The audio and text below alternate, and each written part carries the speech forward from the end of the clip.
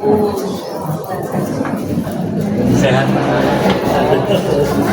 Shalom Bapak Ibu. Di sini. Maaf ya, tadi ada dulu sebentar. Siapa kursi sebentar gitu. Apa ya? Puji Tuhan, malam hari ini kembali kita berkumpul. Bapak Ibu, saya rasa pasti Bapak Ibu lebih tahu berita-berita di luar yang akhir-akhir ini sebenarnya kurang menyenangkan ya buat kita. Yang tadi hari ini katanya mau demo, ada BBM pertamax juga mau naik segala macam. Tapi ya Bapak Ibu, kita anak-anak Tuhan, kita punya satu janji Tuhan dan kita mau imani firman Tuhan yang katakan bahwa datanglah kamu yang letih, lesu dan berbeban berat, dan aku akan memberikan kelegaan. Saya percaya dan kita semua percaya malam hari ini kita imani bahwa kita tidak perlu takut, kita tidak perlu khawatir, karena kita punya Tuhan yang begitu kuat memegang kita. Amin Bapak Ibu, amin. Dan semua yang berkatakan amin, saya undang untuk bangkit berdiri. Kita mau katakan juga kita punya Tuhan yang begitu besar, Tuhan yang ada di sekitar kita dan ada saat ini bersama kita. Amin. Sama-sama kita mau katakan ya.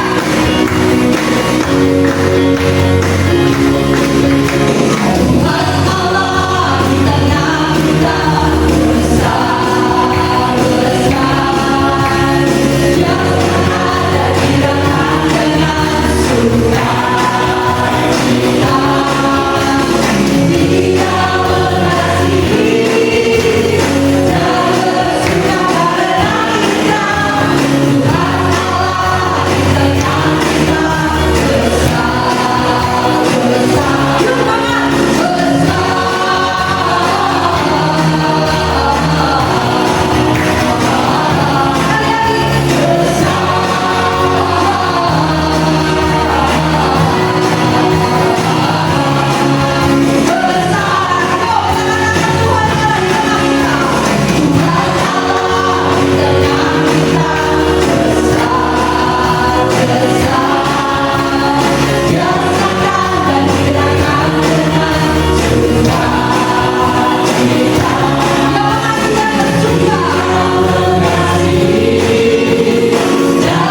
bersuka karena kita.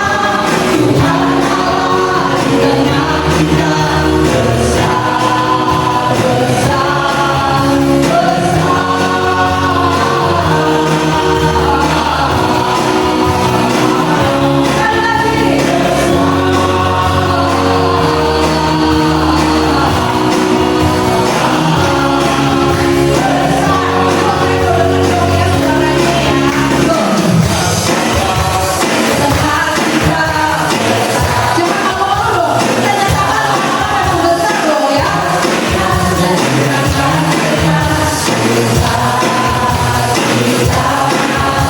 Yuk semangat, besar.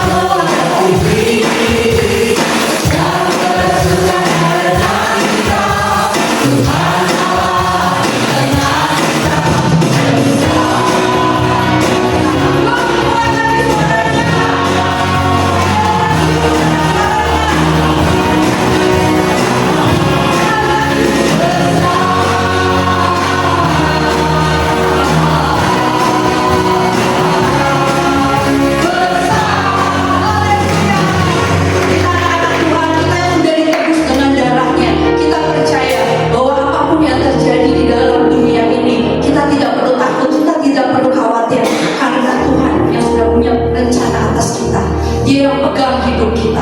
Tugas kita hanya satu Bapak Ibu, percaya kepadanya. Amin. Mari Bapak Ibu silakan duduk. Kita mau tenangkan hati. Biar malam hari ini kita mau bawa hati kita. Kita mau masuk ke dalam pelataran Tuhan yang begitu indah. Dengan tanda kemenangan yang telah kita terima di dalam nama Bapa dan Putra dan Roh Kudus. Amin. Allah Bapa di dalam surga, terpujilah Engkau Tuhan, Allah yang begitu ajaib, Allah yang begitu besar. Bersamamu Tuhan kami tiada gentar, dan bersamamu Tuhan kami tiada takut, karena kami tahu Engkau punya rencana yang terindah bagi kami. Bahkan Engkau sudah mengetahui apa yang akan terjadi di dalam kehidupan kami sebelum kami dilahirkan. Sungguh Tuhan, kami sungguh bersyukur bila malam hari ini kembali Kau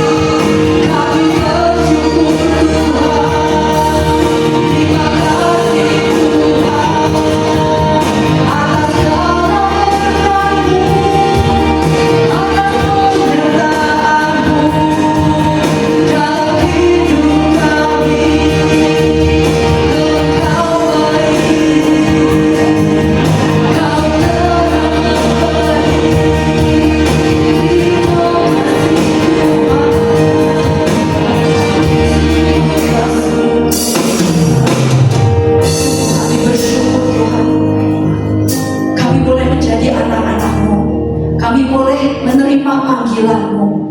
Dan kami sungguh bersyukur Engkau yang telah memilih kami, Tuhan. Kami sungguh bersyukur karena Engkau melayakkan kami untuk memanggil Bapa sepanjang hidup kami, Tuhan. Hanya nama-Mu yang akan kami muliakan, dan hanya nama-Mu yang akan kasih disembah sepanjang masa. Terima kasih Tuhan. Tuhan, kami juga bahkan bersyukur untuk segala permasalahan yang boleh kami terima, untuk segala sakit penyakit yang boleh kami alami. Karena kami percaya Tuhan, di dalam segala kelemahan kami, di dalam segala sakit penyakit kami, Tuhan, Engkau selalu beserta kami. Engkau tidak pernah meninggalkan kami sedetik pun, Tuhan. Terima kasih Tuhan. Dan kami percaya kuasa-Mu berlimpah di atas kami. Di saat kami mengangkat tangan, Tuhan, kami percaya Engkau yang akan turun tangan menolong kami. Terima kasih Tuhan, terima kasih. Karena itu Tuhan, sesuai janji kami, pada malam hari ini juga Tuhan, kami akan terus memuliakan nama-Mu. Kami akan terus menyembah Engkau Tuhan, melalui pujian-pujian penyembahan yang akan kami naikkan ini Tuhan. Karena terpujilah Engkau Tuhan, Allah segala, Allah Raja segala Raja. Ini kami Tuhan, kami bangkit berdiri untuk bersorak-sorak bagi nama-Mu. Terima kasih Tuhan.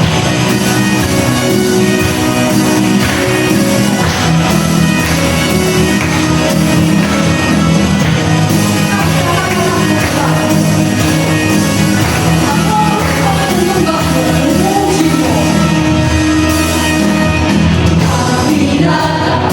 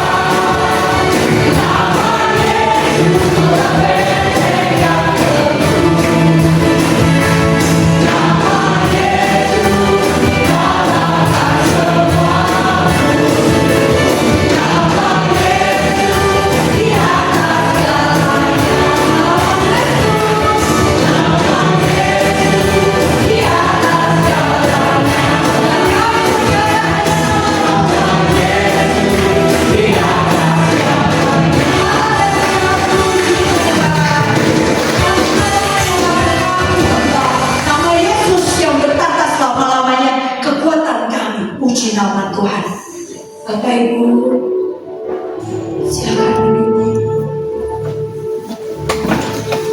Ya Tuhan, kami mau tenangkan hati kami. Kami mau terus masuk ke dalam hadirat-Mu. Karena kami rindu berada bersama-Mu, berhadapan dengan-Mu. Ini hati kami Bapa, hati yang rindu untuk menyembah dan memuji dengan sukacita. Kami mau terus nyatakan bahwa Kaulah Tuhan kami, apapun yang terjadi.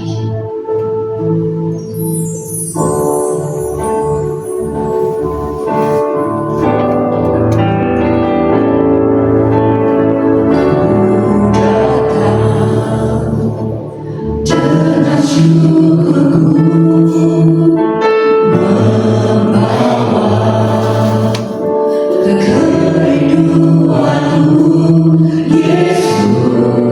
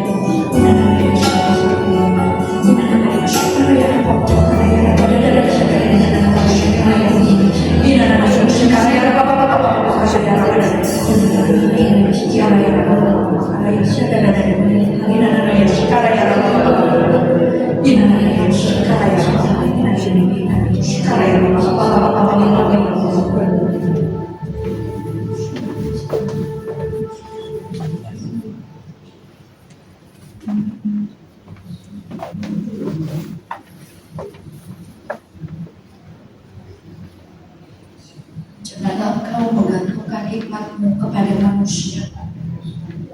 Aku ada bersamamu.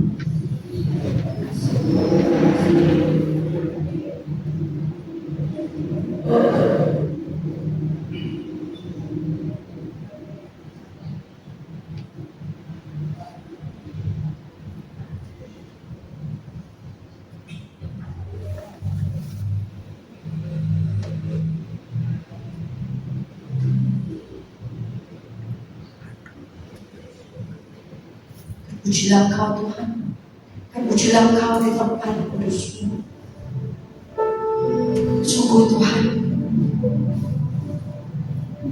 kami sungguh bersyukur dan kami sungguh bersuka cita. Kami boleh menemukan kedamaian di dalam Engkau. Kami boleh berada bersama Engkau. Dan terlebih lagi Tuhan, kami boleh merasakan kasih anugerah-Mu sampai dengan saat ini. Terima kasih Tuhan. Ya Tuhan, kami percaya malam hari ini Kau telah kumpulkan kami karena Kau punya kerinduan bagi kami semua.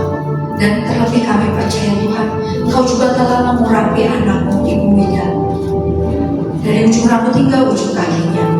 Dan Kau telah taruh segala kerinduan di dalam lidah mulut bibirnya, sehingga apapun yang beliau sampaikan pada malam hari ini, itu semua benar berasal daripada-Mu. Dan saat ini kami mau mengundang Allah Roh Kudus untuk hadir bersama kami. Biarlah kami boleh membuka hati kami, biarlah kami boleh fokus hanya pada firman, karena firman-Mu adalah roh dan kehidupan di dalam hidup kami ini. Terima kasih Bapa. Kami mau buka hati kami. Kami mau singkirkan segala hal yang menghalangi, segala ketakutan, kekhawatiran. Biarlah hati kami boleh terbuka luas untuk firman. Terima kasih Tuhan. Terima kasih Yesus. Terima kasih Yesus. Segala doa dan permohonan ini kami sampaikan dengan pengantaran Tuhan kami Yesus Kristus yang berkuasa kini dan sepanjang segala masa. Amin. Bapak Ibu silakan duduk. Ibu Wida silakan.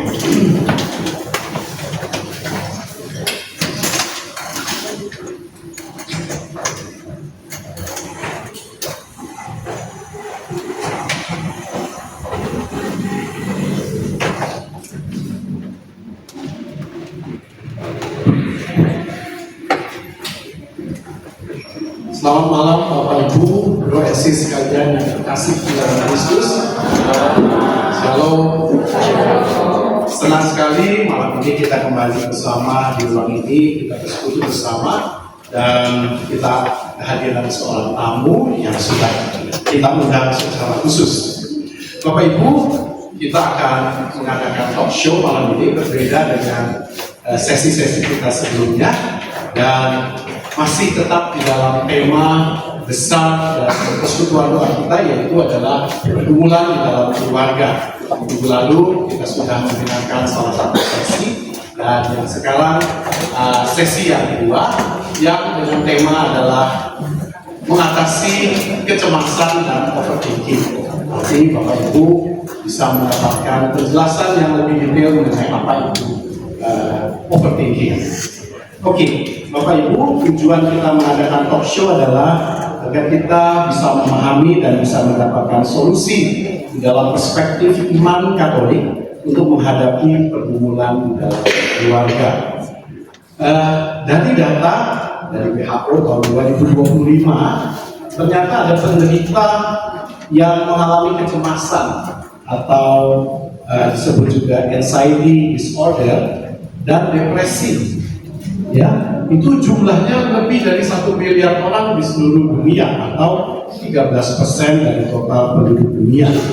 Dan gangguan ini juga terjadi pada generasi muda kita yang rentan untuk bunuh diri katanya, yang merupakan penyebab terbesar bagi mereka yang berusia 15 sampai 29 tahun.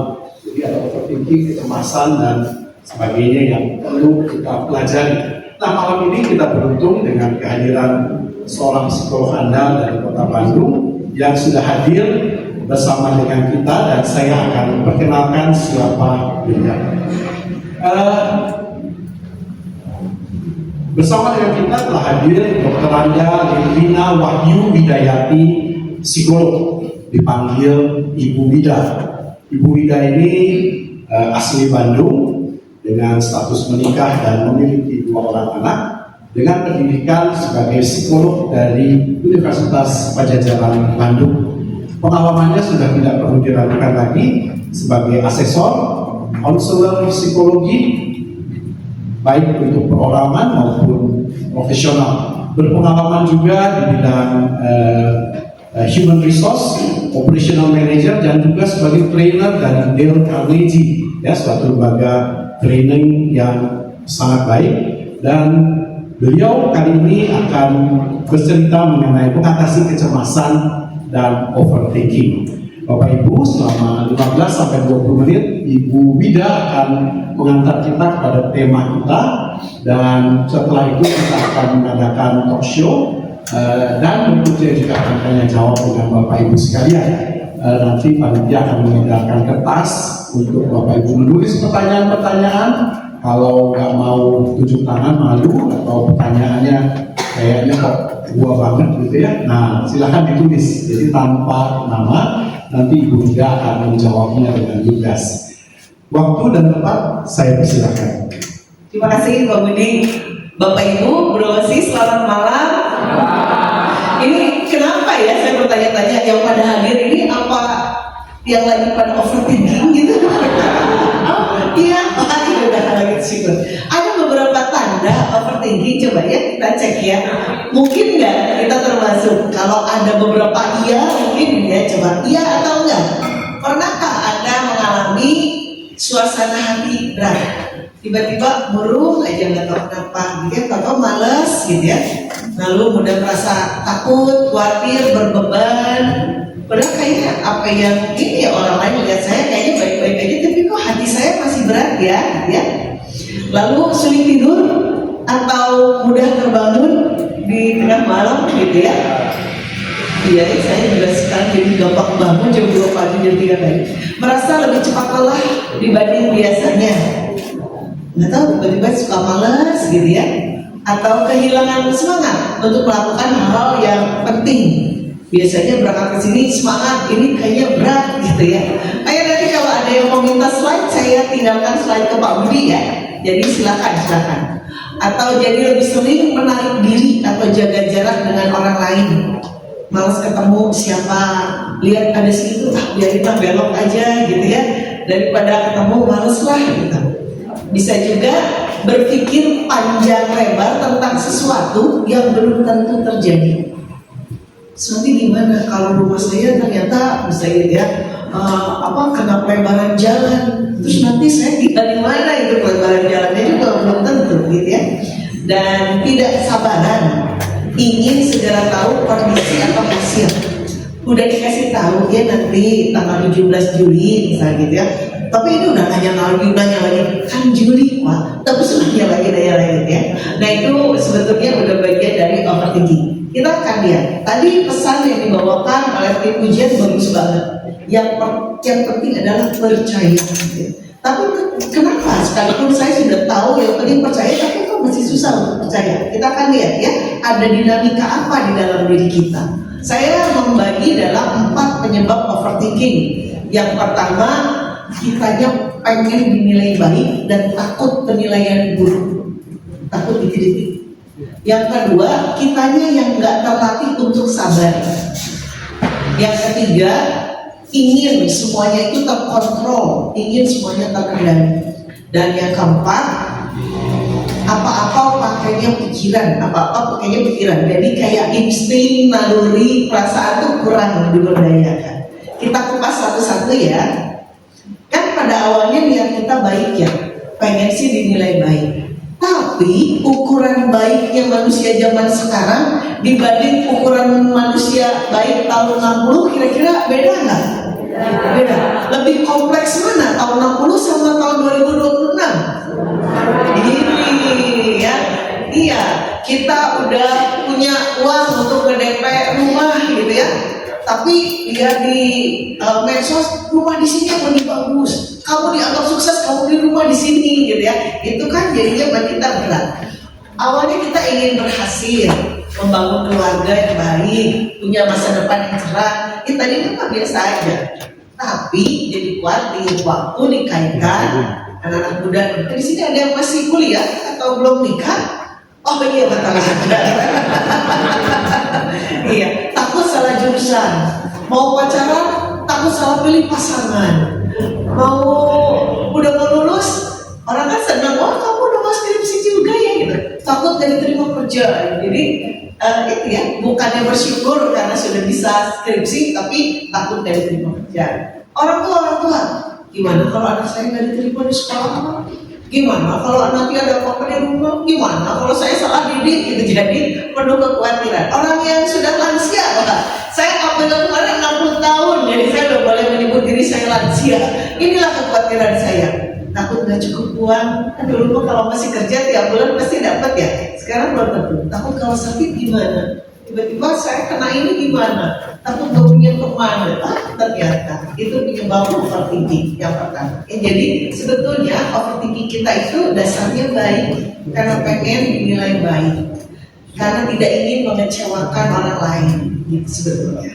Nah kalau emang kayak gitu, coba kalau kita rasakan itu kita garis bawahi bahwa kamu baik, kamu tidak ingin mengecewakan orang tuamu, kamu tidak ingin mengecewakan kantor misalnya, kamu baik, sudah berarti ini baik saja, jangan jadi overthinking gitu ya. Jadi balik lagi ke awal. Yang kedua, kesabaran yang semakin pendek. Nah ini kesabar gitu ya. Ini tadi waktu lagi awal, kalau Bapak Ibu perhatikan, kenapa cover saya ini? Bapak Ibu ada nggak di sini yang pernah ngalamin ngirim surat pakai PP pos, pakai kiriman pos? Ada? Oh, masa masih muda begitu? Masa sih? Iya. Zaman saya masih ada zaman sahabat pena. Saya punya sahabat pena di benar-benar ya di Banjarbaru. Terus kita milih gitu ya. Satu di Kalimantan, Banjarbaru, satu di Bali, satu lagi dia mah nggak dekat aja sih di Karawang. Tapi kan bayangkan dulu waktu kita habis ngirim surat, apakah kita jadi dikirim terus? Enggak kan? Karena kita tahu balasannya akan datangnya di seminggu atau sebulan kemudian. Mudah aja. Di saat itu otot kesabaran kita sungguh terlatih. Kita terlatih untuk percaya. Surat saya sudah kirimkan, udah. Mungkin seminggu lagi, mungkin sebulan lagi.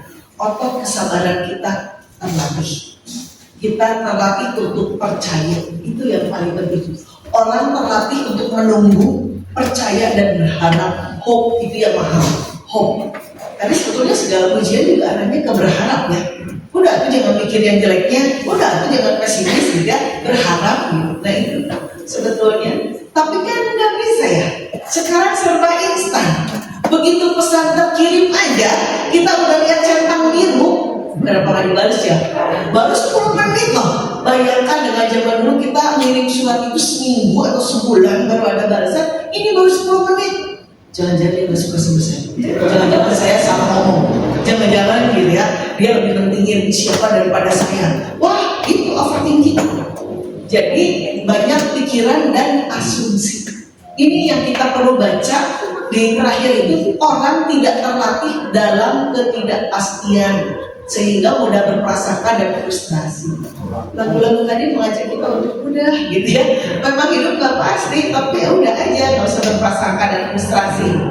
Dan ini tapi saya bukan punya, hanya ada satu survei mengatakan bahwa 90% kejadian dalam hidup kita adalah uncontrollable, nggak bisa dikontrol. Terus kita pengen kontrol semuanya, capek ya. Itu yang nomor 2. Jadi sebenarnya ini nih, dan saya di sini Pak menambahkan. Mari kita baca sama-sama Bapak Ibu. 1, 2, 3. Bersukacitalah dalam pengharapan, sabarlah dalam kesesakan, dan berdoa memangnya kita lagi nggak enak hati tapi nggak sabar, ya udah gitu ya. Tuhan memang belum waktunya, jadi bersabarlah gitu. Dan ada lagu waktu Tuhan pasti yang terbaik gitu ya. Nah itu di sini. Jadi mudah-mudahan kita bisa kembali menjadi orang-orang seperti ini nih. Ya belum ada surat ya biasa aja, kan gak jadi sedih gitu kan, enggak kan? Tapi dapat surat senang gitu, harusnya begitu ya. Kita masuk yang ketiga ya. Yang ketiga adalah ingin mengendalikan segala sesuatu. Mari bayangkan bagaimana yang akan terjadi kalau sehari-hari pikiran kita penuh dengan tema ini. Satu, negara Indonesia yang adil, makmur, bebas korupsi. Dari pagi sampai malam gitu ya mikirin ini gitu. Bayangkan. Atau ini, berkeluarga yang berkualitas, santun, hormat, dan sayang satu sama lain. Terus kita pulang melihat suami diajak ngomong gak jawab, melihat anak membanting pintu misalnya, melihat pembantu makanannya gitu lagi. Terus kayaknya gitu perasaan kita. Dan yang terakhir misalnya pikiran kita kesejahteraan untuk seluruh lapisan masyarakat, ya.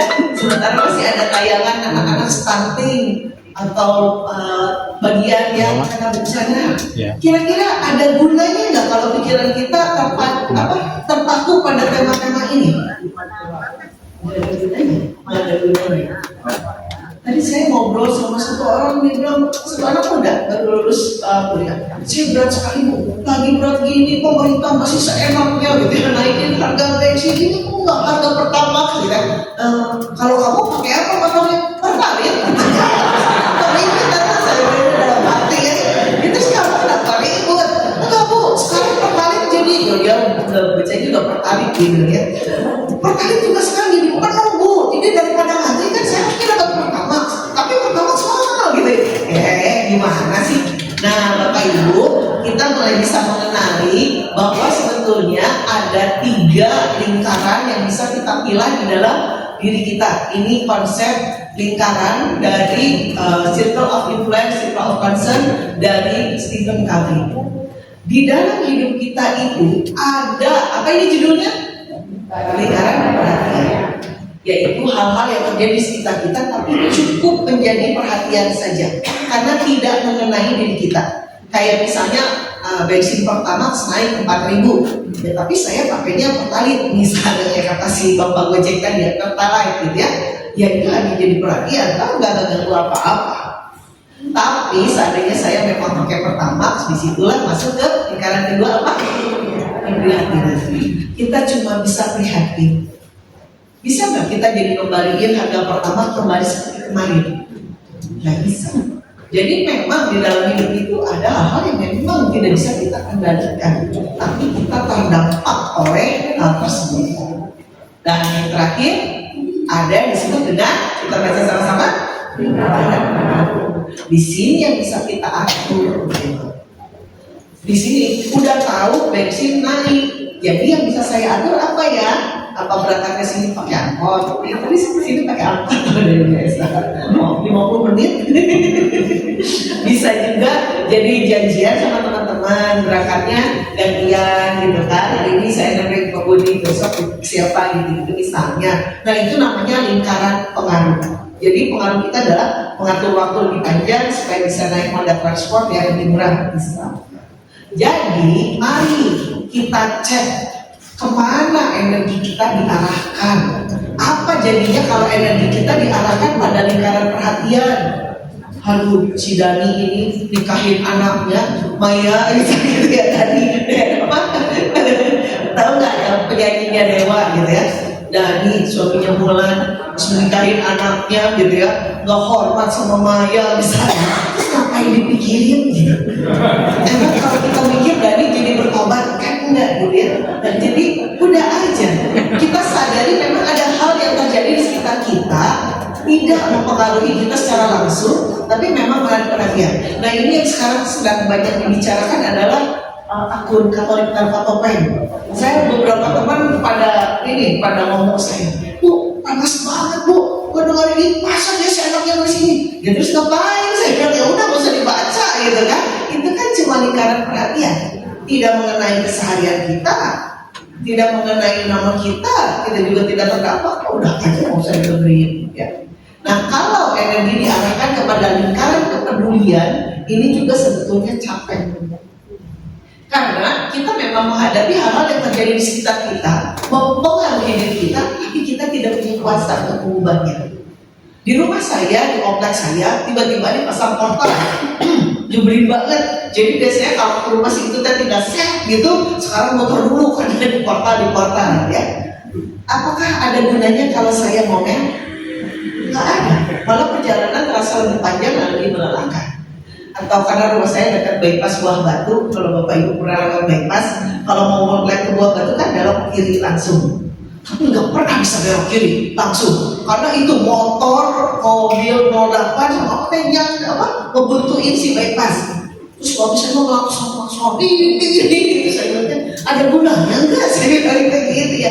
Ya udah aja. Kalau emang kita nggak punya kuasa untuk mengubah, ya diterima saja dengan jiwa besar. Nah ini justru yang harusnya mendapat perhatian kita, lingkaran pengaruh hal-hal yang terjadi di sekitar kita dan kita punya kuasa untuk mengubahnya. Udah tahu belok kiri yang harusnya jalan terus, tapi udah nggak mungkin kebanyakan motor sama angkot berhenti di situ. Ya udah, nyetel musik kayak keras gitu misalnya ya, atau berangkat lebih cepat sehingga kalau tersendat di belokan itu ya udah kita nggak apa-apa karena memang masih ada waktu. Lingkaran pengaruh. Tapi kalau saya survei ke karyawan-karyawan kantor, yang mana yang sering jadi bahan gosip kalau lagi makan atau kalau lagi nyantai? Lingkaran pengaruh atau lingkaran kepedulian? Yang paling baik menolongin adalah kepedulian. Atasan kita sekarang kayak enak gitu. Iya, target juga nggak mikir gitu ya. Itu siapa ya? Kamu kalau ngomongin itu atasannya bisa berubah? Nggak bisa. Mending lingkaran pengaruh. Udah tahu target naik, kira-kira apa yang harus berubah. Udah tahu atasan yang sekarang tuh orangnya kayak gitu, jadi kita harus gimana? Gitu ya, gitu. Itu overthinking. Nah, jadi akhirnya ini kita amsal. Kita bacain sama-sama. Tuh, 2, 3. Hati manusia memikirkan jalannya, tapi Tuhan yang menentukan arah. Ini kalau orang bisa memilahkan antara lingkaran kepedulian sama lingkaran pengaruh, harusnya kita mulai bisa. Mana yang bagian saya dan mana yang Tuhan ngatur. Uang itu kan banyak loh di luar, ada kali kalau 3 juta, sekarang ditagih mah. Oh udah ditagih mah nggak dibayar terus pusing mikirin dia, sementara yang ditagih juga betul-betul pusing mikirin ya. Nah udah aja kita udah melakukan bagian kita ya Tuhan yang selanjutnya. Kecuali kitanya mau datang lagi ya boleh aja. Itu lingkaran pengaruh. Nah sekarang yang terakhir, Bapak Ibu, manusia itu punya 5 aspek dalam diri. Cuma sayangnya dari kecil kita itu dibiasakan untuk berpikir. Coba mendingan mana?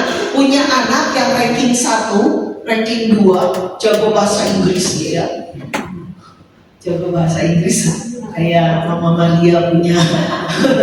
Nah itu, atau punya anak yang rankingnya sedang pisan, kadang-kadang juga merah nilainya, tapi dia kan baik, sigap ngebantu mamanya di rumah, kalau nyapa orang juga santun. Kebanyakan kita dilatih sejak dulu adalah menghargai orang yang ranking 1 dan 2. Sementara anak-anak yang sedang tapi perilakunya santun, bicaranya terstruktur, gak dihargai. Gitu. Jadi kita juga ke diri sendiri cenderung mengutamakan kemampuan berpikir. Padahal masih ada 5 aspek. Ayo kita baca sama-sama yuk. 5 aspek. 1, fisik badan. 2, perasaan. 3, pikiran di sini ya. 4, spiritual atau rohani. Dan 5, sosial relasi. Pernah nggak kita kayak mau tidur, tapi justru pikirannya banyak pisan? Nah itu tandanya 4 aspek lainnya perlu didengarkan. Apakah kita jadi bangun lalu stretching? Nah stretching adalah gerakan. Dia mengaktifkan aspek fisik atau badan. Atau kita jadi bangun, nulis jurnal, atau melukis, atau main musik, itu emosi. Gitu. Jadi diseimbangkan gitu, jadi jangan berarti pikiran. Nah, itu pikiran yang ketiga. Atau spiritual, emang benar-benar meditasi, hening, nggak ngapa-ngapain, atau ya nyanyi-nyanyi lagu rohani sambil ngulang-ngulang doa tertentu, atau nelfon teman jadi ngobrol gitu. Jadi ada 4 aspek lain yang sebaiknya diseimbangkan, jangan cuma berpikir. Karena semakin lama berpikir, semakin banyak variasi kekhawatiran yang muncul gitu ya. Jadi bukan semakin lama berpikir semakin ada solusi, enggak, itu mau bohong. Itu mah pikiran kita yang salah gitu ya. Dan ini bacanya kita baca sama-sama. Oh, berarti ya, siapakah di antara kamu yang karena kekhawatirannya dapat menambahkan sehasta saja pada dalam hidup. Ini cocok untuk semakin lama berpikir itu justru semakin banyak variasi kekhawatiran. Jadi baiknya udah khawatir jangan lama-lama. Nah, ini kita masuk ke slide terakhir nih. Slide terakhir kan habis ini talk show. Awas ya kalau ada yang tanya ya, awas ya. Jadi tips menghadapi overthinking yang nomor 1 adalah tuliskan. Dengan menulis aspek motorik kita bergerak. Jadi fisik badan kita. Terus juga ngelihat ada bukti. Nah itu juga menenteramkan hati. Atau kalau nulisnya jadi banyak curhat-curhat, emosi kita keluar. Ya. Banyak banget yang bisa kita dapatkan dari kebiasaan jurnal. Di sini ada yang suka masih nulis jurnal buku harian. Saya masih sampai mulai dari kelas 5 SD sampai sekarang masih. Masalahnya adalah gimana naruh buku ini supaya anggota keluarga yang lain jangan baca gitu ya. Kita aja. Tapi udah sekarang udah semakin dewasa mereka udah tahu saya suka nulis, jadi mereka kalau pengen dibuka. Waktu anak-anak masih baca itu suka dibukain sama mereka. Nah kalau udah ditulis yang enak adalah misalnya, aduh aku nggak bisa tidurnya bangun, apa aja yang jadi pikiran, cicilan bulan Juni, terus apa misalnya gitu ya, anak masih ini, si ini lagi sakit, belum nengok si ini, tadi suaminya si ini meninggal, ini terus gitu ya, besok harus apa. Nah terus kalau udah diem lihat dulu mana yang sebaiknya dipikirin. Oh cicilan bulan Juli masih beli coret, nggak usah misalnya gitu ya. Anak sakit, dari sama ada ibunya juga, pasti nanti ibunya juga urus, misalnya anaknya mau coret gitu. Akhirnya nanti kita bisa lihat mana yang benar-benar perlu dipikirkan.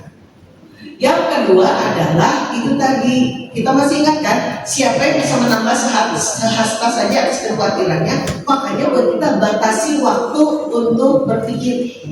Misalnya, aduh aku tuh pusing banget, langsung setel alarm 20 menit, bisa pusing 20 menit ya.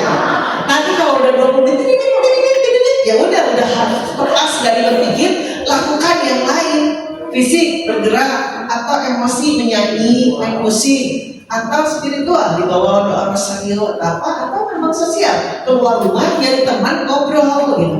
Tapi jangan mikir lagi, udah cukup 20 menit, nggak ada gunanya.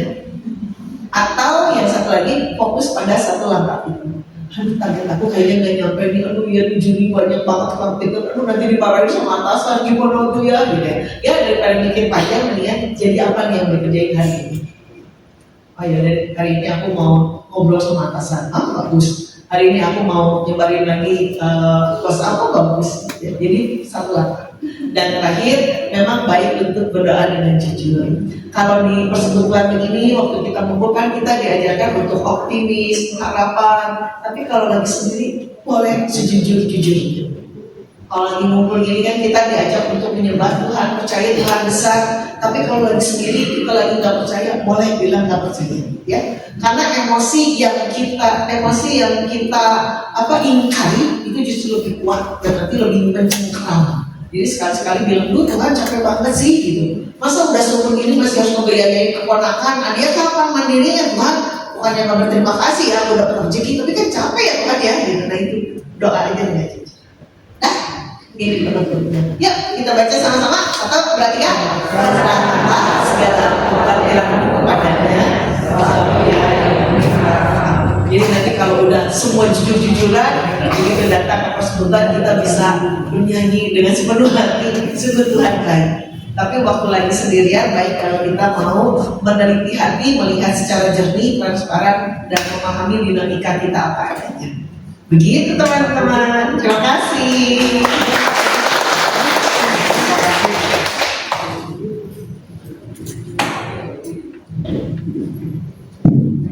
Terima kasih Bu Ida.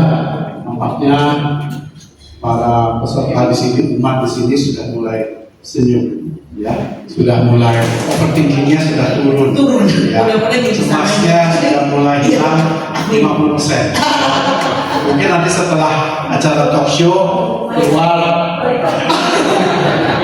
dengan wajah yang sukacita. Oke, Bu Mida sangat menarik apa yang diuraikan oleh Bu Mida tadi ya, mengenai apa cara-cara kita mengatasi overthinking. Tetapi Bu, malam ini kita tema kita juga adalah menyangkut mengenai pergumulan di dalam keluarga. Kira-kira apakah ada tanda-tanda juga kalau kecemasan dan overthinking ini di dalam kehidupan keluarga? Ya, apakah dipikirin cicilan, yuk pikirin kedua, kamu 50%, saya 50%, atau bagaimana kalau di dalam keluarga? Silakan. Di dalam keluarga itu sebetulnya ya, kalau saya mau apa ya, tapi mungkin agak susah diterima ya jawabannya ya. Salah satu ciri keluarga yang overthinking itu satunya adalah nggak bisa lepas dari handphone. Iya, nggak bisa lepas dari handphone, nggak bisa. Jadi waktu lagi nunggu pesen makanan di restoran langsung buka handphone. Kan tadi overthinking karena kaitannya dengan kesabaran menunggu ya. Nah itu nggak terlatih untuk menunggu. Nunggu giliran di dokter gigi langsung main HP. Nggak ada HP ditaruh mama sama anaknya ngobrol. Nah itu kan jadi keluarga overthinking itu keluarga yang menyibukkan diri untuk terus berpikir. Gitu. Dan berpikir itu banyaknya dari itu ya, dari handphone. Gitu. Kalau yang lain sih, kalau saya merasa banyaknya misalnya ayahnya lagi pusing mengenai cicilan, ya kadang istrinya bisa menghibur, kadang juga istrinya bisa kebawa, tapi anak-anaknya belum tentu kebawa sih kalau menurut saya. Karena kan dia kasihan sih papi, ya ada anaknya mah pesona simpati, pasti juga bisa lah biasa, gitu kan? Udah biasa gitu lah, anak-anak kan kayak gitu. Jadi kalau satu pemikiran yang baru-baru misalnya oma sakit, ya ini biayanya dari mana ya? Kata si ibu karena itu namanya mama, ya. Sekarang mungkin yang pusing suaminya mungkin. Tapi apakah anak-anak pusing? Belum tentu. Nah, menurut saya yang paling seragam overthinking kalau keluarga nggak bisa lepas dari handphone. Jika tuh ajarin anak untuk nunggu. Udah pesan menu makanan, coba bilang jangan ada pegang-pegang, yuk kita belajar nunggu. Si mama mau aneh bisa tuh mau ngapain? Itu ini kita lagi berlatih, kita lagi sabar nunggu. Misalnya dokter nomor berapa? Dok 37 Bu. Sekarang ini dalam berapa? 18. Harusnya lama. Harusnya lama. Ya udah, boleh kan ngapain HP gitu. Itu kan latihan. Ya sama perjalanan keluar kota, ingat nggak? Kalau perjalanan keluar kota, anak-anak kan suka nanya, udah sampai mana mah? Berapa lama lagi mah? Gitu. Kan kita bisa ngebujukin ya dulu mah waktu belum ada HP kita ajak main, ajak cerita, ajak tebak-tebakan. Sekarang langsung dikasih HP. Jadi ya gimana keluarga kita otot kesabarannya udah terlatih. Jadi istilahnya mah emosi sumbu pendek gitu. Mudah meledak, mudah sedih, mudah kecewa gitu. Ya karena pendek kesabarannya nggak dilatih. Itu sih kayak kalau misalnya. Oke Bu, terima kasih. Jadi HP mendekatkan yang jauh, menjauhkan yang dekat. Betul sekali. Ya. Oke, Bapak Ibu sekalian silakan kalau ada yang mau bertanya, saya masih akan memandu beberapa talk show. Silakan ada Ibu Cing, Madam Cing yang ada dengan berkali untuk mengambil pertanyaan-pertanyaan. Boleh dibagikan kertas kosongnya. Bu Vida, menarik sekali tadi. Saya juga mau tanya sekarang, kalau dampaknya overthinking dan cemas ini, gimana dampaknya terhadap komunikasi dan relasi suami istri? Kemudian orang tua dan anak kalian mungkin bisa dijelaskan, tapi dampak dengan suami istri gimana? Karena ini banyak pasangan-pasangan muda yang juga mungkin masih berproses juga. Siapa tahu dengan advice dari ibu ini semuanya overthinkingnya nggak ada, udah nggak ada cemas lagi. Kan kalau cemas atau overthinking itu bikin pikiran kita keruh. Bapak Ibu tahukah Anda bahwa sesungguhnya definisi komunikasi adalah bertukar pesan yang positif sebetulnya. Jadi kalau saya ngobrol sama Pak Rudi dalam suasana yang nyaman, diskusi kita lancar, nah itu komunikasi. Tapi kalau saya belum udah langsung, Bapak ini nanya begitu nggak enak, terus Bapak juga, ya Ibu juga bilangnya kalau nggak suka, nah itu bukan komunikasi. Nah jadi bayangkan di keluarga kita bisa berkomunikasi nggak? Kata suami, percuma Bu, baru juga ngomong berapa udah ada berantem. Nah itu bukan komunikasi, gitu ya. Nah sekarang ada satu kasus yang cukup besar baru saya tangani di keluarga muda. Mereka baru menikah 3 tahun, tapi ternyata si istri mengetahui bahwa suaminya suka jajan open gitu-gitulah. Tapi dia bilang nggak sampai hubungan badan, enggak gitu. Jadi memang cuma jajan untuk dipuaskan secara tangan atau mulut apa gitu lagi. Nah kan sudah ada suaminya udah cerita, enggak, aku nggak ngapa-ngapain, aku nggak sampai gitu. Oh cuma dia memang ngerayain aku sama apa gitu. Nah tapi karena si istrinya mudah cemas dan juga overthinking, itu kepikirannya kemana-mana. Jangan-jangan semenjak melahirkan suamiku nggak suka sama bentuk badan aku. Jangan-jangan selama ini aku kurang memuaskannya. Jangan-jangan selama ini dia sebetulnya terpaksa menikahi aku. Jangan-jangan terus kalau aku berur dia cuma kasihan sama aku. Itu kan overthinking ya. Padahal aslinya saya waktu lagi nanya sama suaminya, kenapa kamu iseng bu? Iseng, bayangkan. Kan kalau buat orang yang udah keburu berprasangka, dia nggak percaya bahwa ada pelanggaran sebesar itu yang awalnya iseng. Tapi saya udah korek-korek juga sampai jauh juga emang cuma iseng gitu ya. Karena dia punya beberapa sahabat dan sahabatnya cerita bisa kayak gitu, nggak apa-apa. Nah kita mah nggak hubungan dengan gitu kan. Terus jadi dia cobain. Nah jadi sebetulnya adanya kekhawatiran itu membuat satu masalah yang mungkin tidak terlalu berat jadi rumit, diperumit oleh cara berpikir, oleh perasaan-perasaan begitu. Ya, terima kasih. Masih beredar ya. Saya tanya satu lagi, ada? Sudah ada? Oh sudah ada. Udah ada. Ya, satu lagi. Kita masuk sedikit agak religius.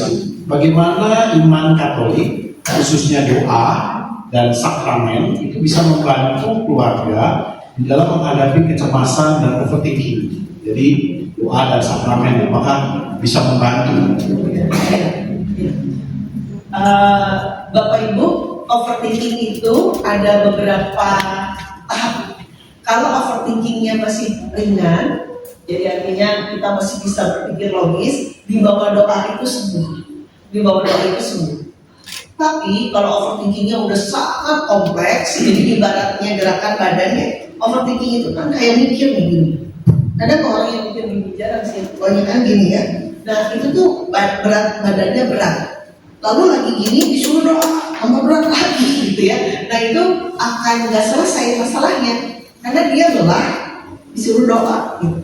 Jadi sebelum dia berdoa sebaiknya dia sedarkan badan dulu. Jadi entah disuruh lari keliling lapangan gitu ya di siang hari atau main sepeda, pokoknya mah badannya ditegakkan dulu. Atau ketemu orang kan mau nggak mau gini ya, nggak mungkin gini ya gitu ya.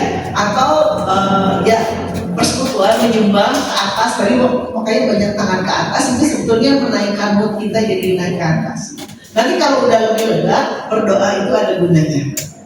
Tapi kalau belum disuruh doa lagi, mati, itu kan benar-benar nggak bisa apa-apa, karena kitanya belum siap untuk doa. Jadi persiapkan hati untuk berdoa dengan cara mengenali diri apa adanya. Yang tadi ada kata jujur dengan diri sendiri. Jadi nggak semua permasalahan depresi bisa selesai dengan doa. Barangkali harus lari keliling lapangan, barangkali harus ketemu orang, barangkali harus menuangkan dalam emosi ya bentuk gambar. Oke Bu, ini sudah banyak pertanyaan. Kita pulang jam 10 ya. Oke Bu, pertanyaan pertama, kurang sabar, sulit untuk fokus, sulit lepas dari HP adalah contoh buruk dalam sehari-hari. Bagaimana Bu cara menghilangkannya? Kayaknya penyakit akan semua. Tenang. Saya tidak menyuruh Bapak Ibu lepas dari HP. Karena memang udah separuh hidup kita ada di handphone ya. Kan kalau kita jadi penjual gak buka HP, tiba-tiba orderan udah meleset ya, pindah semua customer yang susah-susah dikumpulin. Memang harus pakai HP. Kuncinya cuma 20 menit waktu bangun tidur sama 20 menit sebelum tidur. Udah itu aja. Waktu bangun tidur jangan langsung lihat HP. Kalau memang matiin alarm, matiin aja tapi disimpan lagi. Jangan dilihat. Karena otak kita masih otak yang dalam frekuensi yang lambat, tenang. Kalau lagi lambat, tenang, langsung dilihatin HP, itu sepanjang hari mood kita nggak bagus.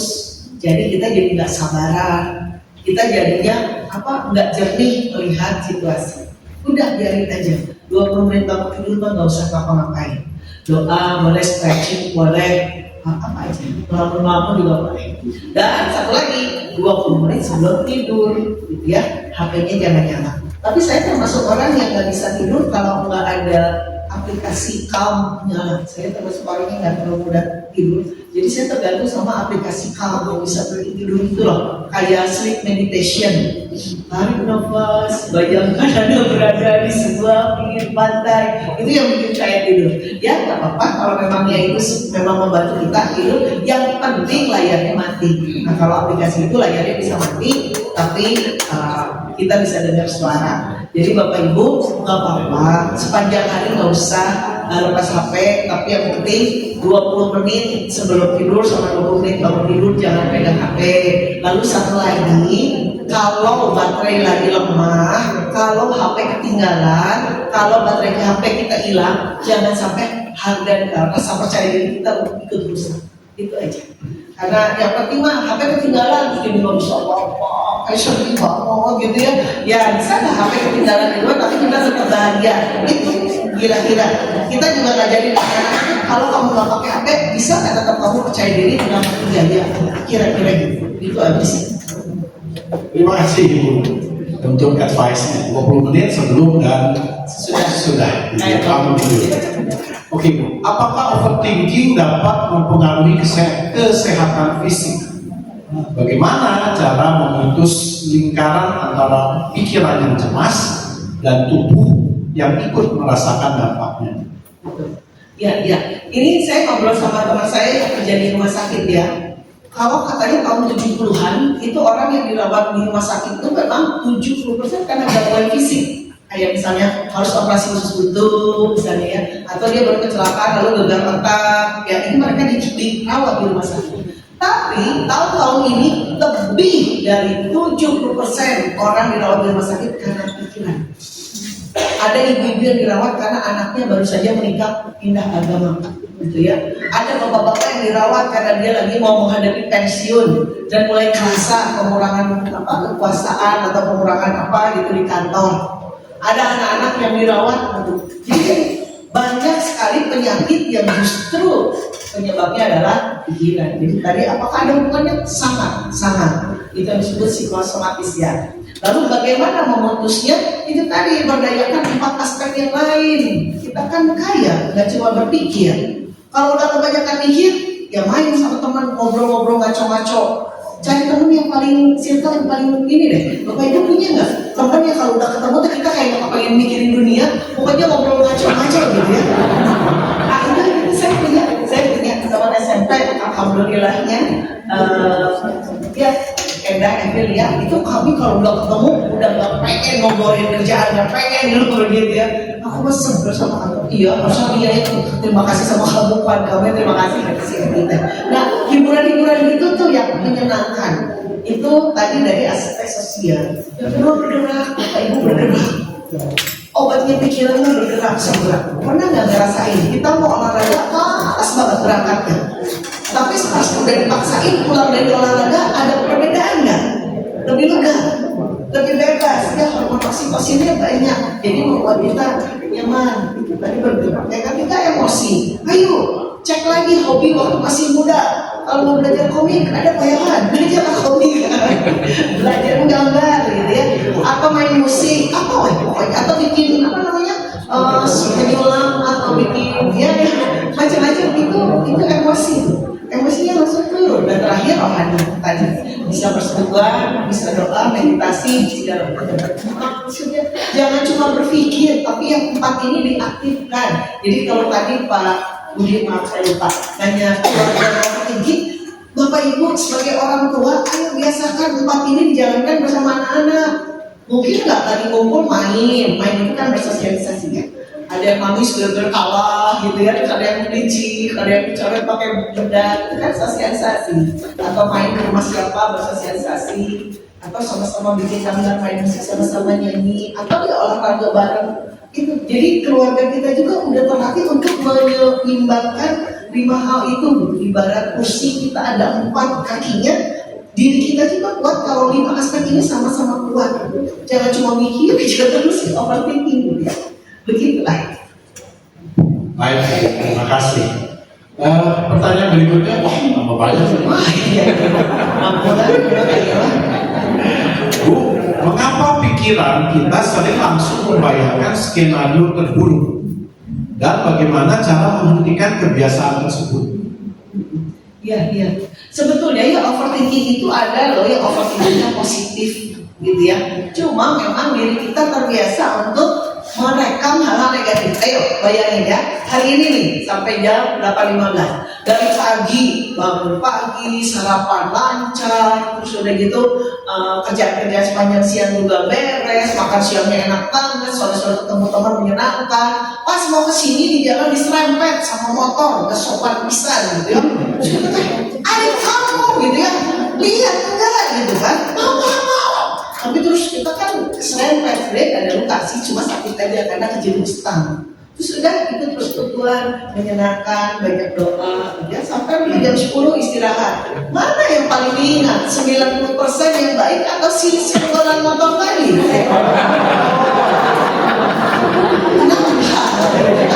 Kenapa ya? Itu. Jadi menurut saya kebiasaan berpikir negatif itu karena kita tidak terlatih mau berpikir yang positif. Jadi kalau udah lagi overthinking, udah buka 10 tangan kita. Ini loh benar, ini kebiasaan saya. Ayo dijawab ya, semoga saya bisa mendengar. Sebutkan 10 hal yang kita syukuri di hari ini. Apa aja boleh bersyukur? Makan bisa makan tenang. Oh, masih sehat. Sempat yoga, tadi tidur siang dulu, bisa olahraga, oh bisa makan, oh bisa datang ke PD, bener, hampir aja saya pengen berangkat, ya, oh kerjaan beres, bener saya tadi psikotes sampai jam 5 sore, kerjaan beres, gue lagi, aduh masih bernapas, ya tapi itu paling standar ya. Oh nggak hujan, benar cuaca cerah nggak hujan. Tuh kalau udah seperti itu baru kita tepuk diri sendiri, kamu hebat. 2 kata yang dibutuhkan adalah respect dan cinta. Jadi kamu berharga, kamu layak dicinta. Love and respect itu self love, self respect, gitu kan? Kalau self care itu obat dosa. Jadi itu gitu. Maka itu yang tadi pertanyaannya kenapa suka overthinking negatif? Ya karena kita nggak melatih yang positif. Latih itu namanya sirkuit otak positif. Ya. Baik, selanjutnya, bagaimana caranya agar sikap berserah tidak tertukar dengan terserah Tuhan? Berarti tidak. Iya. Wah, yang ini yang nanya nggak usah nangis ya. Oh kita panggil aja orang. Ya, Bapak Ibu, berserah itu bukan artinya pasrah terserah Tuhan, bukan. Mirip kayak kita waktu udah ngirimin surat udah kita masukin ke kantor pos, dicap, perampok, pergi. Apakah terus kita jadi diam berserah nunggu jawaban suratnya kan? Tetap sekolah di rumahnya, tetap berkegiatan, tetap beres-beres di rumah. Ya pokoknya silat aja. Sampai tiba-tiba pos gitu, waduh, hari ini gembira. Dan ibu udah ada, Pak Pos membawa berita, gitu kan? Tapi kan sebelum itu kita tetap bergerak, tetap aktif. Sama sekali enggak. Jadi berserah itu tetap aktif. Apa kalau kata-katanya memang kita menjalankan bagian kita, ya Tuhan menjalankan bagian Tuhan. Gitu. Jadi makanya itu apa analogi si ini kayaknya memang bagus banget sih mengirim surat gitu ya. Jadi udah aja. Abis ngirim kan ya udah kita kan juga nggak sampai pasrah sampai nggak ngapa-ngapain sudah. Aduh terus dia kapan mau ngejawab dia enak kayak seneng kayak bacanya ya mau aku sudah sampai kayak tuh kalau fokusnya nyasar kan gimana kan kita nggak pernah gitu ya begitu. Baik Bu, ini panjang nanti. Apa perbedaan overthinking dengan out of the box thinking? Ya. Jadi out of the box itu yang saya maksud biasanya dipakai di dalam diskusi atau penyelesaian masalah pekerjaan. Apakah cara menyeimbangkan otak atau kegiatan kita antara kecerdasan atau misalnya matematika dengan kegiatan seni. Dia perbedaan overthinking dengan out of the box thinking, dan bagaimana ini menyeimbangkan otak kita. Kalau dari kata-katanya aja mah overthinking itu mikir yang kebanyakan dan bergeraknya di situ-situ aja, gitu ya. Jadi ini saya lagi mikir ini ya di situ-situ aja tapi ruwet gitu. Jadi, nah kalau out of the box justru gitu ya, bagaimana Anda menghiasi otak ini overthinking. Jadi di situ-situ aja ya, tapi mikir. Tapi kalau saya lagi kayak gini, kira-kira bisa apa ya? Kayak tadi tuh, bensin pertama tiba-tiba naik 4.000, kira-kira bisa apa ya? Atau bukan? Oh, kalau gitu saya nanya ke tetangga, siapa yang perjalanannya searah sama kantor, saya mau nebeng sampai perempatan itu, dari sana saya pakai Gojek yang tinggal sedikit atau tinggal pakai angkot misalnya. Oh, saya mau coba naik pakai ini ya, mau belajar kalau TMW adanya jadwalnya jam berapa aja, nanti saya sesuaikan. Oh saya mau ini ya, pokoknya jadi keluar itu namanya out of the box. Jadi kadang-kadang mulai jadi itu hal-hal yang mungkin dulunya nggak kepikir, sekarang jadi ada. Udah jelas beda ya. Overthinking mah terus aja ke dalam mesin aja gitu. Kalau aku kan lompatan-lompatan idenya terjadi ya. Lalu apakah matematika dengan seni musik? Justru orang-orang yang jago matematika biasanya kalau main musik bagus, atau kebalikannya orang-orang yang bisa baca not, baca partitur itu biasanya matematika jago banget ya. Jadi itu bukan buat seimbangkan, tapi itu justru saling motivasi, saling mendukung. Oke Bu. Berikutnya ini saya nggak tahu nih ya. Istrinya atau suaminya jelas. Bagaimana cara menyadarkan suami? Oh suami ya. Suami dulu, tulisannya suami dulu, berarti mungkin dari istrinya. Menyadarkan suami atau istri yang overthinking tanpa menyakiti perasaannya, padahal sudah sering berdoa dan berserah. Nah, udah doa dan serah masih overthinking. Iya. Gimana Bu? Gak apa-apa, suami saya juga overthinking. Nah, ya saya sih maksudnya ke arah ini sih. Saya maksudnya ke arah perpaduan profil kepribadian. Biasanya kan kalau kita tahu profil kepribadian itu yang 4 dan zaman dulu itu yang sanguinis, orang yang suka bergaul, terus udah gitu mudah dekat sama orang, ceria, koleris, pekerja keras, apa-apa tuh serius, harus perfect gitu kan, harus cepat ngerjain apa-apa. Kadang nggak perfect juga sih, tapi yang penting harus banyak, harus cepat. Lalu ada orang-orang pragmatis yang nyantai, kalem, dan satu lagi orang melankolis. Dan biasanya pasangan itu yang berlawanan. Jadi si koleris pekerja keras biasanya pasangannya pragmatis dan nyantai di rumah gitu ya, pakai kaos Samsung ini aja ya, nonton TV atau main HP, istrinya nyapu, ngepel, masak, belanja gitu ya, terus bantuin anak kerjain PR, pakai gitu misalnya ya, nanti gitu ya, ya kan gitu ya, pasangannya begitu juga Samuinis yang senang bergaul, keluar rumah, dia biasanya pasangannya melankolis, nggak banyak ngobrol gitu kan sama. Nah coba kita lihat kalau itu dibilang pasangannya overthinking, apakah dia bukan overthinking tapi memang dia orangnya melankolis? Karena saya sama suami itu paling sering lewat belokan Kosambi, kalau dari Malabar kan kami di Buah Batian. Dari Malabar itu biasanya suka nembusnya ke Gandapura, Gudang Selatan, karena jalannya paling sepi kalau mau ke Katedral. Nah itu tiap kali lewat pasar Kosambi, saya pesan, liatin sayur-sayur dulu tadi musim ini. Oh ini warnanya hijau-hijau, aduh dia mah sampah di mana-mana. Pas orang datang juga lihat sampah ya. Nah itu semakin saya menjawab, semakin besar itu api berkobar. Jadi akhirnya saya belajar, iya sampah gitu udah selesai. Jadi kita cek dulu apakah pasangan kita itu overthinking atau profil kepribadiannya memang cenderung melihat hal negatif, dan itu normal karena dari zaman dulu juga ada tapi semakin dia disuruh positif semakin api berkobar. Jadi kan ini gimana sih kayak tadi tuh waktu lagi mau belok gitu, waktu saya udah tuh kan nggak ada gunanya kok nama keras. Tapi kalau misalnya ya nggak sopan itu sembarangan tuh Pak, betul-betul ada itu tuh Pak. Gimana caranya ya? Terus akhirnya kan dia terus menjawab gitu. Jadi ada kemungkinan kita perlu kompromi kalau memang dia kebiasaan melihat hal negatif ya kita ikut aja negatif sedikit. Nah, kan kita nggak emosi ya, supaya dia agak reda gitu. Karena kalau kita udah nggak sabar, wah tambah marah gitu. Kenapa saya disuruh sabar gitu tuh kan? Jadi tambah marah, jadi kayak gitu kalau bisa ya. Baik.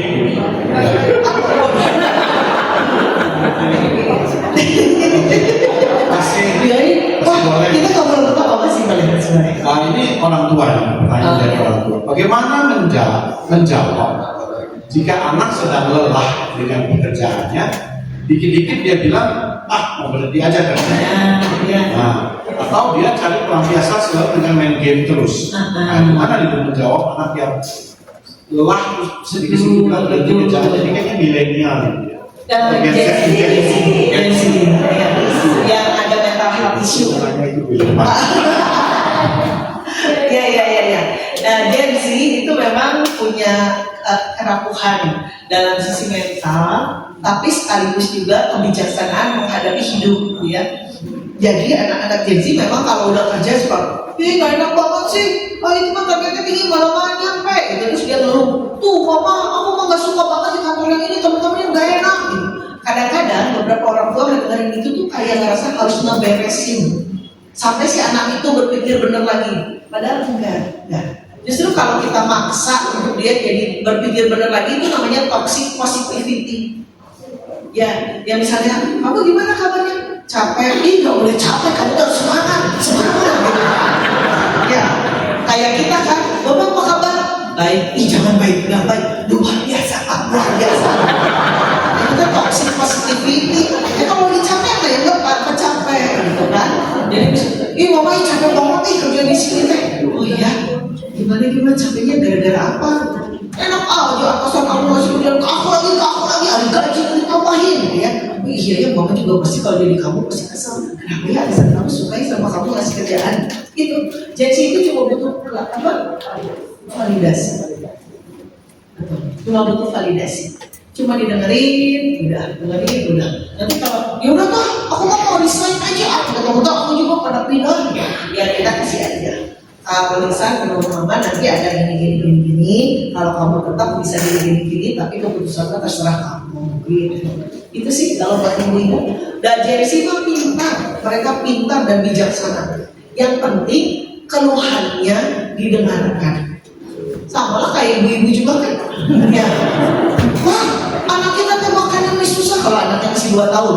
Masa makanannya di mulut, makan semangkok aja 2 jam gitu kan. Terus kata bapaknya teh, diajak jalan-jalan ya. Udah, bapak mau meninggal tahu aku kan tiap sore ke lapangan di waktu berbeda jam gitu kan.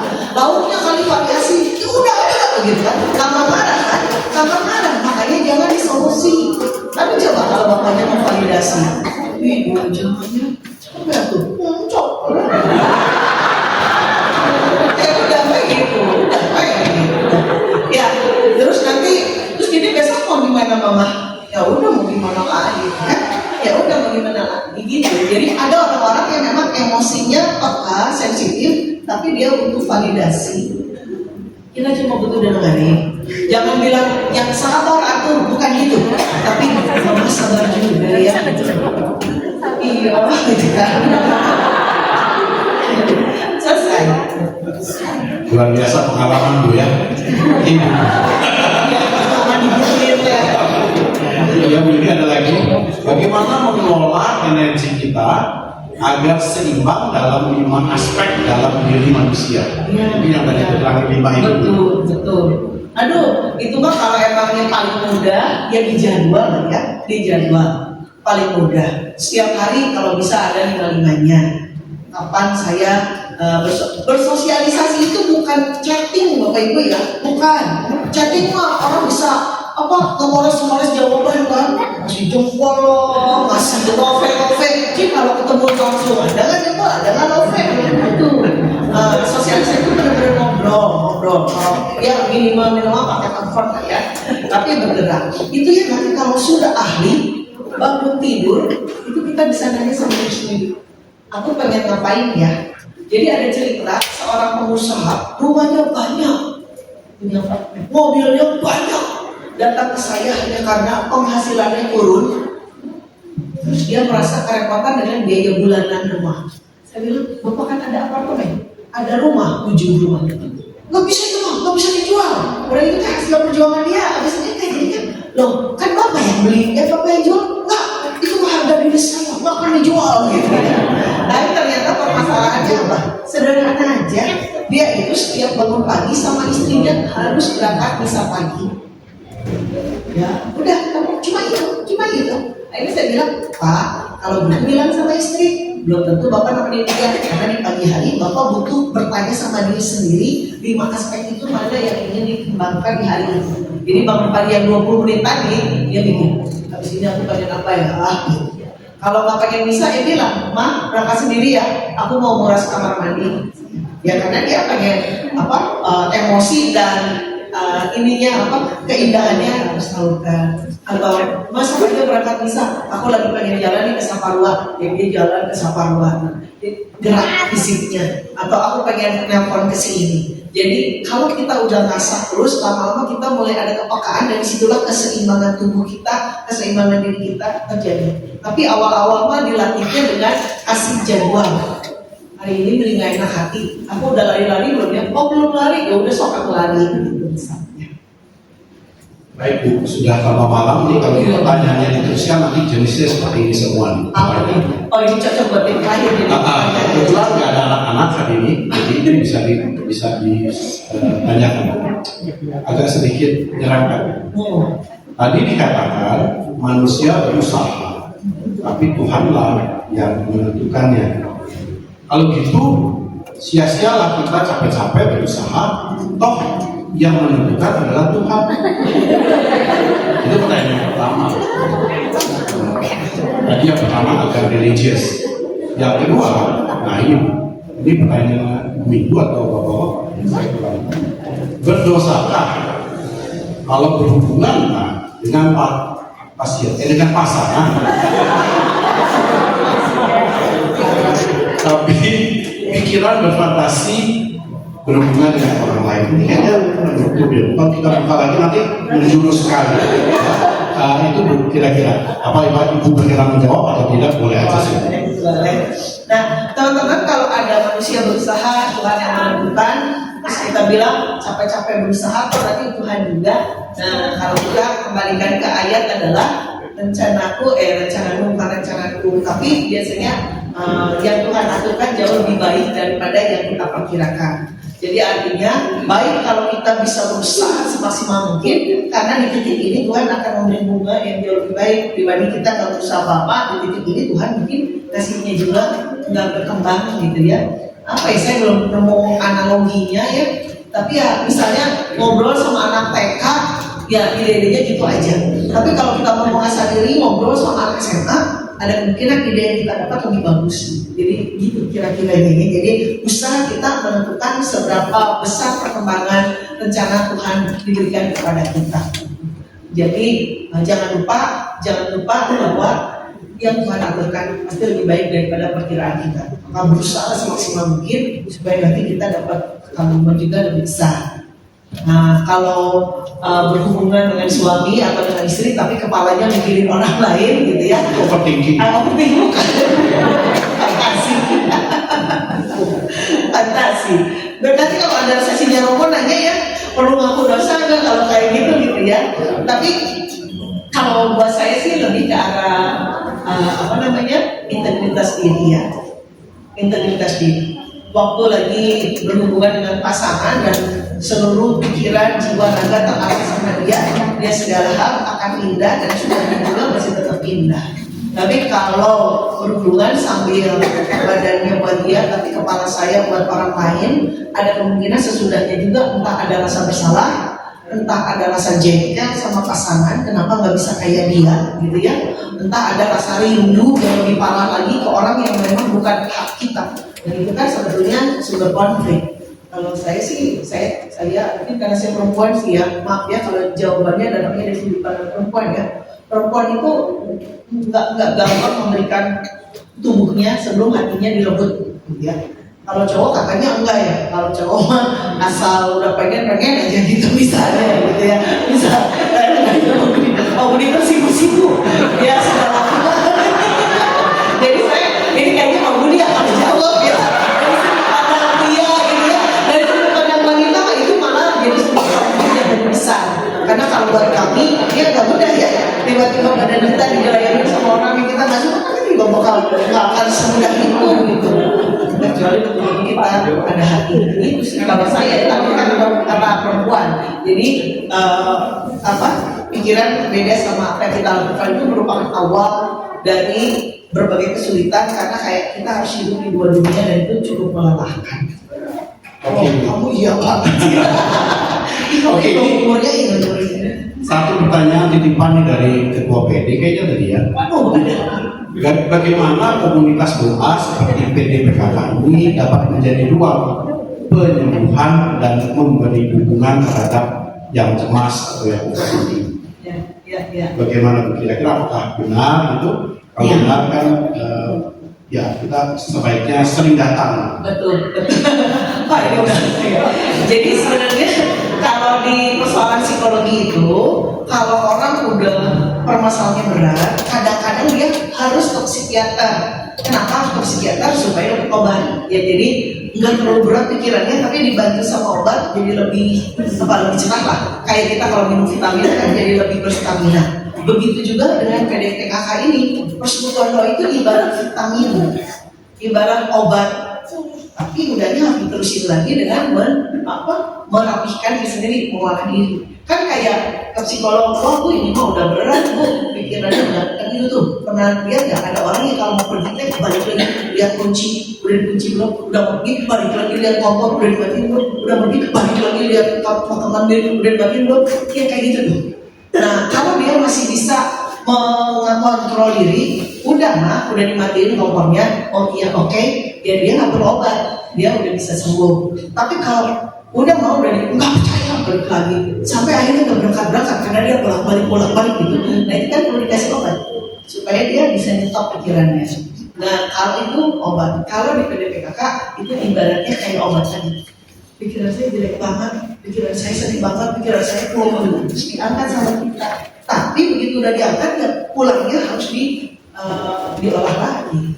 Gara-gara apa ya saya suka mikir, gara-gara apa ya kali kurang sabar mungkin, pengen kontrol semuanya kali, pengen dinilai bagus terus kali, jadi gitu tuh. Nggak ada tuh orang yang bagus kan, selama kita bernapas mah namanya manusia masih bisa melakukan kesalahan ya. Nah itu menerima kesalahan bisa nggak? Jadi menerima kakak itu seperti vitamin. Tapi lebih dari itu kita perlu meneruskan dengan mengolah diri. Meneruskan yang tadi 5 aspek tadi yang kita tadi yang berpikirnya nggak usah ya, nggak usah banyak-banyak. Ya, kita aja harus dipakai namanya dijalankan. Oke, terima kasih sekali Bu Ida. Saya akan sedikit memberikan kesimpulan dulu ya. Mudah-mudahan kesimpulannya benar. Yang pertama, kecemasan dan overthinking ini adalah pergumulan nyata di dalam kehidupan kita dan juga di dalam keluarga.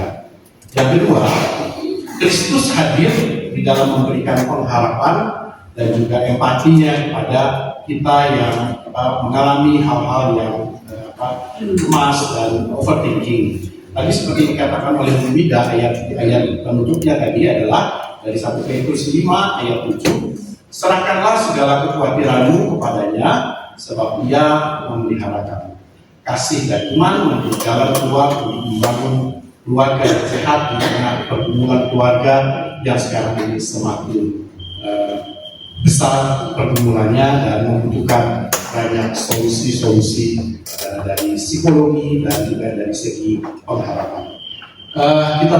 Sebelum kita berikan apresiasi kepada Ibu Ida, mungkin Ibu Ida akan ada statement penutup, silakan. Ya, mungkin yang mau saya bawa di malam ini seimbangkan 5 aspek diri ya. Jangan kebanyakan pakai pikiran. Nah, pikiran itu datangnya juga dari tayangan di medsos.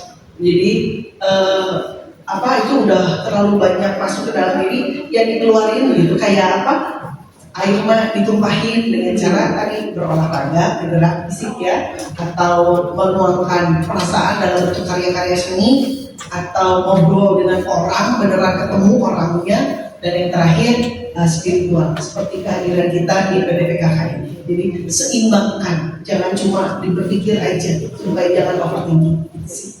Baik, terima kasih sekali pemirsa. Terima kasih. Terima kasih.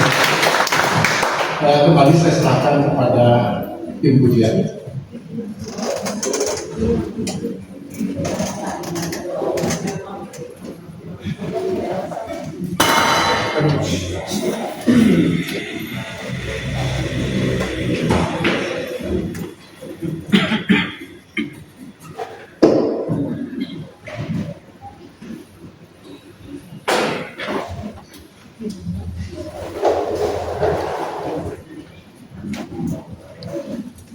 Saudara-saudara terkasih, mari kita satukan hati dalam doa. Allah Bapa yang Maha Kuasa, terima kasih untuk acara persekutuan doa malam hari ini, untuk firman yang baru saja kami dengarkan. Semoga kita bisa lebih melekat kepada Tuhan dan semakin percaya bahwa rencananya yang terbaik dalam kehidupan kita, sehingga kita tidak lagi mengalami kecemasan dan overthinking dalam kehidupan kita. Marilah kita mohon. Ya Bapak, kami juga mau berdoa bagi Ibu Wida yang telah membawakan firman pada malam hari ini. Kiranya berkat-Mu senantiasa tercurah untuk Ibu Wida, anugerahkanlah kelancaran dalam setiap aspek kehidupannya, sehingga setiap hal yang dia lakukan semakin memberkati banyak orang. Marilah kita mohon. Ya Bapak, kami mau berdoa bagi bangsa dan negara Indonesia, bagi Bapak Presiden kami Prabowo Subianto dan Wakil Presiden kami Bapak Gibran, serta seluruh jajaran kabinetnya. Semoga mereka tidak bekerja demi keuntungan diri sendiri, melainkan mengabdikan diri demi kemajuan bangsa Indonesia. Marilah kita mohon. Ya Bapak, kami mau berdoa bagi tim Pastores Santo Laurentius, Pastor Elvin, Pastor Bohat, Pastor Chris, serta para imam lainnya. Semoga dalam menjalankan perutusannya sebagai gembala, hati dan pikiran mereka senantiasa terarah padamu, untuk membawa umat-Mu agar semakin mengasihi Engkau. Marilah kita mohon. Bapak, kami mau berdoa bagi saudara-saudari kami yang sakit dan menderita. Semoga Engkau memberkati dan mendampingi mereka yang sedang mengalami penderitaan, agar rela dan penuh iman mempersatukan penderitaannya dengan penderitaan Kristus di salib. Marilah kita mohon. Bapa, kami mau berdoa bagi kami semua yang hadir pada malam hari ini. Semoga Bapa mencurahkan semangat Kristus Putra-Mu, agar kami dapat saling menguatkan dalam memanggul salib kehidupan kami dan mengikuti jejak Putra-Mu. Marilah kita mohon. Bapa, kami bersyukur dan berterima kasih atas seluruh berkat yang kami terima dari-Mu. Saat ini kami mau memberikan persembahan kami yang terbaik untuk dapat dipergunakan bagi kegiatan-kegiatan persekutuan doa dan juga untuk memperluas kerajaan-Mu. Terima kasih Bapa, semua doa ini kami panjatkan kepadamu dengan perantaraan Putra-Mu Yesus Kristus dalam persekutuan dengan Roh Kudus yang berkuasa kini dan sepanjang segala masa. Amin. Puji nama Tuhan.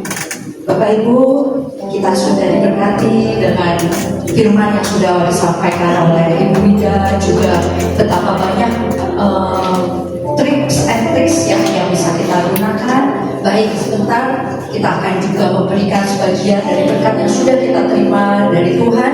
Biarlah kiranya berkat-berkat ini juga dapat menjadi berkat bagi orang lain dan bagi persekutuan doa kita untuk dapat membawa lebih banyak lagi umat ke dalam persekutuan doa kita. Terima kasih Tuhan. Baik, sambil kantong kolektor diedarkan dan kios kita ambilkan, kita angkat satu pujian. Kita akan nyatakan betapa kita juga berterima kasih kepada Tuhan atas segala berkat yang Tuhan. Sebatas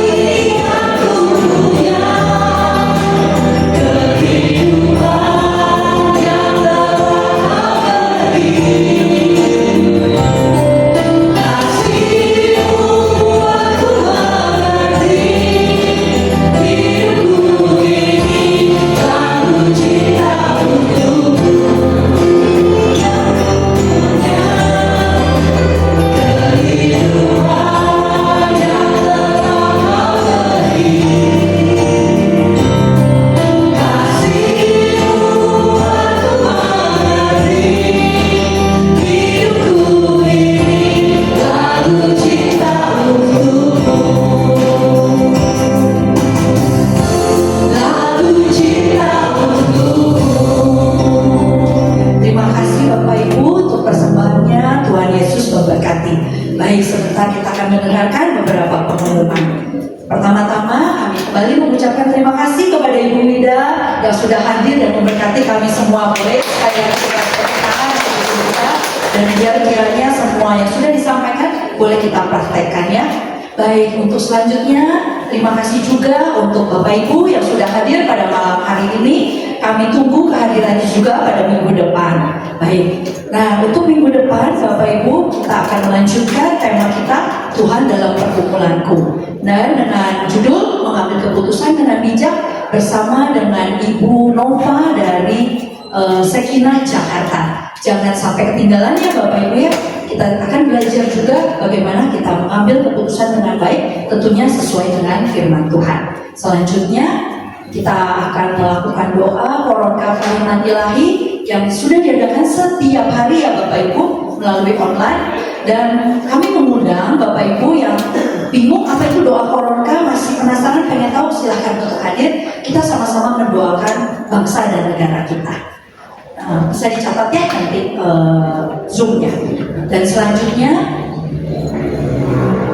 Bapak Ibu, kami juga dari Persekutuan Doa Santo Laurentius menerima wujud-wujud doa yang dengan senang hati akan kami doakan Bapak Ibu. Bapak Ibu boleh menuliskannya di kertas yang sudah disediakan di meja depan pada saat pendaftaran. Nanti kertas wujud doa itu silakan dimasukkan ke kotak doa yang lokasinya ada di depan ruang sekretariat di bawah. Demikian. Selanjutnya Bapak Ibu, pembaruan karismatik Katolik sudah memasuki umur yang ke-50 tahun di Indonesia. Bukan waktu yang singkat, tapi juga ini membawa semakin banyak umat untuk mengenal Tuhan dengan melakukan pujian penyembahan, dan untuk merayakan 50 tahun ulang tahun pembaruan karismatik di Indonesia, ada kupon persembahan kasih yang bisa Bapak Ibu beli, dan itu akan kami gunakan pada acara 10 Oktober ya. 10 Oktober di Jakarta akan ada acara besar memperingati 50 tahun masuknya pembaruan karismatik Katolik di Indonesia. Jadi jangan ragu-ragu, mari kita salurkan berkat kita Bapak Ibu melalui persembahan kasih ini yang bisa dibeli di depan. Selanjutnya Bapak Ibu, CFM Komunitas Kategorial Keuskupan Bandung mengadakan tiga camp yang akan diadakan di bulan Juli, yaitu ada camp Young Women untuk para wanita yang berumur kurang dari 18 tahun ya. 18 tahun sampai 35 dan belum menikah. Jadi kalau ada saudara, keponakan, cucu boleh ikut hadir di dalam camp yang momen ini. Kemudian juga ada camp pria sejati Katolik, ini khusus untuk para pria yang sudah menikah tentunya. Akan dilaksanakan tanggal Nah, jadi Bapak Ibu, untuk Bapak-Bapak ya ini ya yang belum, silahkan ikut, karena akan banyak perubahan-perubahan yang terjadi di dalam kehidupan para bapak. Dan untuk para wanita, istri, ada camp wanita beriman Katolik untuk umur 35 ke atas dan sudah menikah, atau 35 ke atas yang belum menikah ya. Baik Bapak Ibu, selanjutnya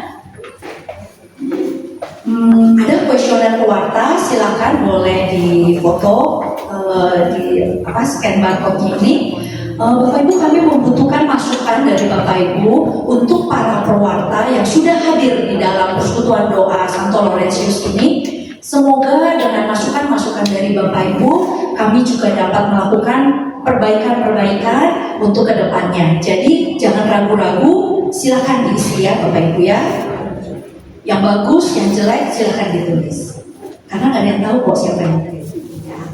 Kemudian selanjutnya, sudah selesai. Baik Bapak Ibu, tidak terasa kita sudah sampai di penghujung acara. Kiranya dengan tema hari ini kita akan belajar sama-sama untuk tidak overthinking, untuk tidak lagi cemas berlebihan, karena tadi kita sudah diajarkan 4 aspek yang harus juga kita penuhi setiap hari, dan terutama Bapak Ibu sekali lagi, kita punya Tuhan yang begitu besar. Kalau pada zamannya dulu banget Tuhan bisa membelah laut, dan kuasa Tuhan masih tetap ada sampai sekarang, masih tetap sama. Mungkin tidak membelah laut, tapi pasti kuasa yang dahsyat yang ada pada diri kita. Puji nama Tuhan. Mari sekali lagi kita tundukkan kepala. Kita mau bersyukur kepada Tuhan. Allah Bapa di dalam surga, terima kasih Bapa untuk malam hari yang indah ini. Kami boleh berkumpul, dan terlebih lagi kami boleh mendengarkan firman-firman-Mu yang begitu menguatkan kami Bapa. Kami tahu Engkau sudah punya rancangan yang indah bagi kami Bapa, dan apapun yang kami khawatirkan tidak menambah sehasta kehidupan bagi kami. Terima kasih Bapa. Hari ini kami dibukakan, kami tidak merasa takut lagi, dan kami mau percaya Bapa, Engkau yang terlebih besar di dalam kehidupan kami. Apapun boleh terjadi, masalah apapun boleh kami hadapi, sakit penyakit apapun boleh kami alami, tapi kami percaya Tuhan, Engkau Allah yang penuh kuasa, Engkau Allah yang ajaib, dan Engkau Allah yang dahsyat. Bersamamu kami berani Tuhan, bersamamu kami mampu, dan bersamamu kami terus akan berjalan melalui semua badai kehidupan kami. Terima kasih Tuhan, terima kasih Yesus, terima kasih Roh Kudus. Segala doa dan permohonan kami naikkan dengan pengantaran Tuhan kami Yesus Kristus yang berkuasa kini dan sepanjang segala masa. Amin. Bunda Maria, Bunda terkasih, Engkau Bunda yang selalu setia berdoa bersama kami. Terimalah salam kami Bunda. Salam Maria, penuh rahmat Tuhan sertamu. Terpujilah Engkau di antara wanita, dan terpujilah buah tubuhmu Yesus. Santa Maria Bunda Allah, doakanlah kami yang berdosa ini, sekarang dan waktu kami nanti. Amin. Kemuliaan kepada Bapa dan Putra dan Roh Kudus, seperti pada permulaan, sekarang, selalu, dan